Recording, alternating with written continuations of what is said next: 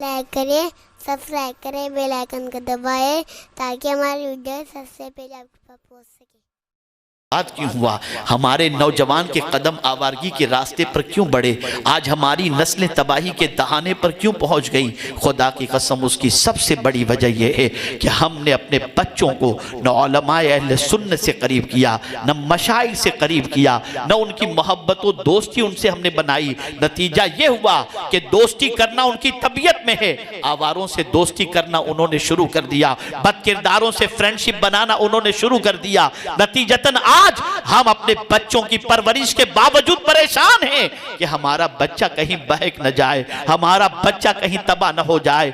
आइए, आकाए करीम सल्लल्लाहु अलैहि वसल्लम को अपनी उम्मत का इतना ख्याल है।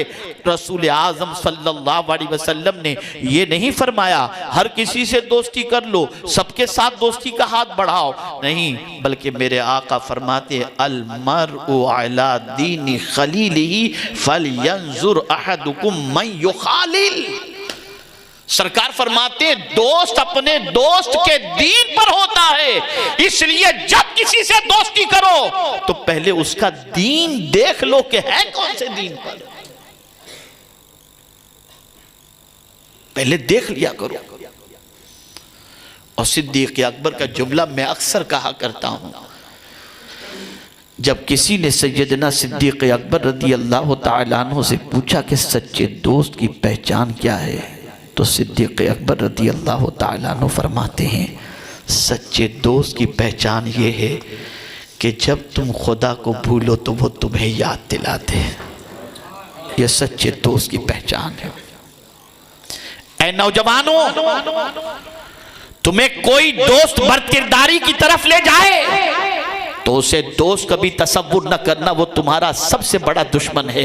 अगर कोई तुम्हें आस्थानों पर ले जाए, कोई मस्जिद में ले जाए, कोई दीनी महफिल में ले जाए, कोई उलमाए बामल के पास ले जाए, कोई मशाइख की तरफ ले जाए, तो समझ लेना ये तुम्हारा दोस्त है जो तुम्हारी आखिरत को बेहतर करना चाहता है, जो तुम्हारी दुनिया और आखिरत को संवारना चाहता है। मेरे प्यारे आका सल्लल्लाहु अलैहि वसल्लम के प्यारे दीवानों, हजरत इब्राहिम इब्ने अदहम रहमतुल्लाह तआला ने अपने दामाद से इरशाद फरमाया, सुनो, ऐसों की सोहबत में न बैठना जिसकी सोहबत में बैठने के बाद तुम आखिरत से गाफिल हो जाओ,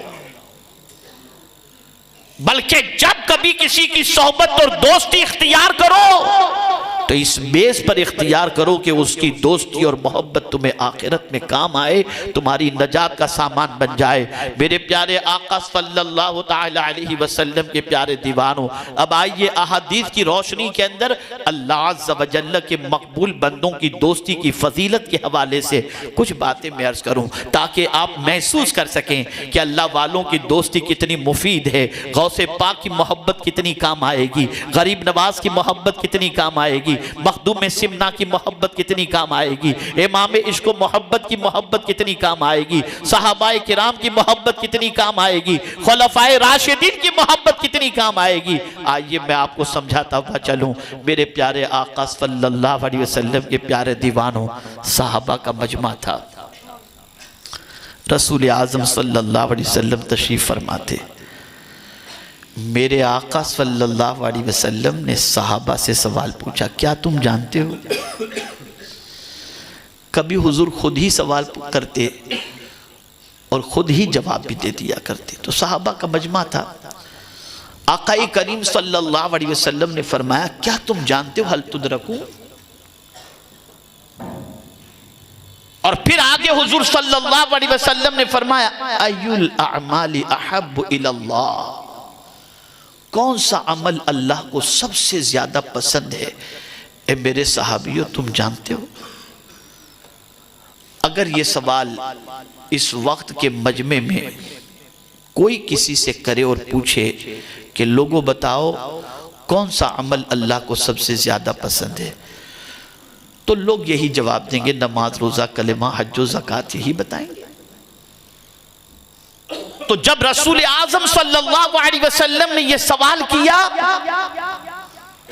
तो हदीस मुबारका में मौजूद है, सहाबी का नाम नहीं आया, क़ाल क़ाइलुन, एक सहाबी ने अर्ज किया। और क्या अर्ज किया? अस्सलातु वज़्ज़का, अल्लाह को जो अमल सबसे ज्यादा पसंद है वो नमाज और ज़कात है। और कौन नमाज का इनकार करेगा? सारी तबलीग तो नमाज ही के सिलसिले में हो रही है। नमाज और ज़कात के हवाले से कुरान में कई आयतें मौजूद हैं, उसकी फजीलत से कौन इनकार कर सकता है? फिर एक सहाबी खड़े हुए, क़ाल क़ाइलुन, हदीस में वहां उनका भी नाम नहीं मौजूद, उन्होंने कहा अल जिहाद, अल्लाह के नाम पर जान लुटा देना, ये अमल अल्लाह को सबसे ज्यादा पसंद है। दोनों सहाबी ने अपनी सोच के मुताबिक ये अमल बता दिया। एक सहाबी ने नमाज और ज़कात के बारे में बताया और एक सहाबी ने जिहाद के बारे में बताया। अब मेरे आका सल्लल्लाहु अलैहि वसल्लम ने जो सवाल किया था कि कौन सा अमल अल्लाह को सबसे ज्यादा पसंद है, दोनों के जवाब को सुनने के बाद हुजूर ने उससे पर्दा उठाया कि आओ मैं तुम्हें बताता हूं कि अल्लाह को कौन सा अमल सबसे ज्यादा पसंद है। और फिर हुजूर ने उससे पर्दा उठाया और इरशाद फरमाया, जो अमल अल्लाह को सबसे ज्यादा पसंद है वो अमल ये है, अल हुब्बु फिल्लाह वल बुग़्ज़ु फिल्लाह, अल्लाह के लिए किसी से दोस्ती करना और अल्लाह के लिए किसी से दुश्मनी करना, ये अमल अल्लाह को सबसे ज्यादा पसंद है। आप अंदाजा लगाएं, आज उलमा, हुफ़ाज़, कुर्रा, तलबा, इनसे सिर्फ हमदर्दी की निगाह से इसलिए देखा जाता है, और डॉक्टर, बैरिस्टर, इंजीनियर, लॉयर और रिसर्च स्कॉलर और सरमाएदारों को इज्जत की निगाह से इसलिए देखा जाता है कि उनकी दोस्ती तुम्हें दुनिया में काम आएगी। लेकिन अगर अल्लाह के रसूल का ये इरशाद पेश नजर होता तो तुम्हारे दिल में ये बात आती है, आलिम से दोस्ती करो कि इसकी दोस्ती की बुनियाद पर इसके पीछे नमाज पढ़ने से 70 गुना सवाब ज्यादा हमें नसीब हो जाएगा। हाफिज से दोस्ती करो कि मरने के बाद हम पर इसाले सवाब करेगा। ये सारी चीजें दिलो दिमाग के अंदर होती। हमने माल की बुनियाद पर दोस्ती तो की, आमाल की बुनियाद पर दोस्ती नहीं की। और ए रसूल आजम सल्लल्लाहु अलैहि वसल्लम के दीवानों, इसीलिए वली की डेफिनेशन में जब रसूल आजम ने फरमाया तो यही तो फरमाया, अल्लाह का वली वो है जिसे देखो तो खुदा याद आ जाए, खुदा याद आ जाए। इसलिए याद रखें, अल्लाह के लिए दोस्ती करो। किसी से दोस्ती करते वक्त ये देखो कि मैं इनकी दोस्ती करूंगा तो गुनाह कितने छूटेंगे, मैं इनसे दोस्ती करूंगा तो तिलावत की आदत कितनी आएगी, मैं इससे दोस्ती करूंगा तो मस्जिद का पाबंद बन जाऊंगा, मैं इसकी दोस्ती करूंगा तो बदकिरदारी से बच जाऊंगा, मैं इससे दोस्ती करूंगा तो अल्लाह का कुर्ब नसीब हो जाएगा, मैं इससे दोस्ती करूंगा तो कुरान मुकद्दस पढ़ने का जज्बा पैदा होगा। ऐसे दोस्तों की दोस्ती अगर तुमने इख्तियार की तो दुनिया भी संवर जाएगी और आखिरत भी संवर जाएगी।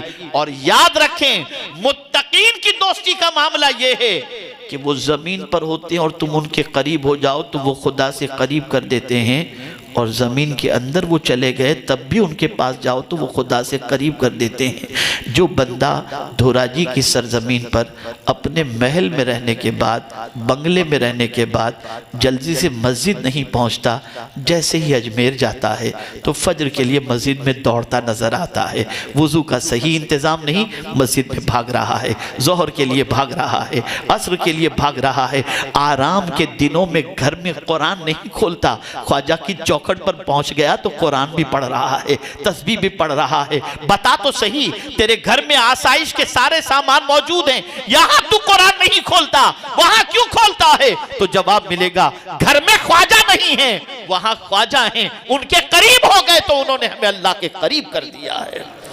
अल्लाह वालों का कुर्ब खुदा का कुर्ब अता करता है। अल्लाह वालों का कुर्ब रसूल आज़म का कुर्ब अता करता है। उनकी दोस्ती का चिराग सीने में जलाओ।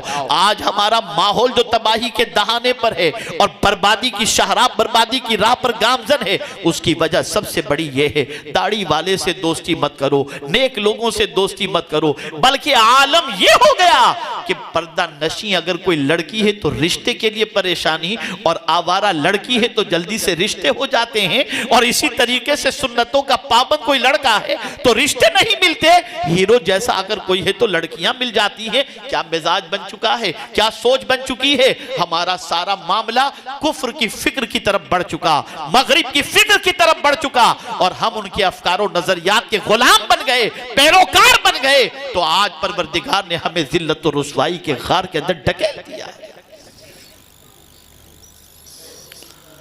नेक लोगों की दोस्ती,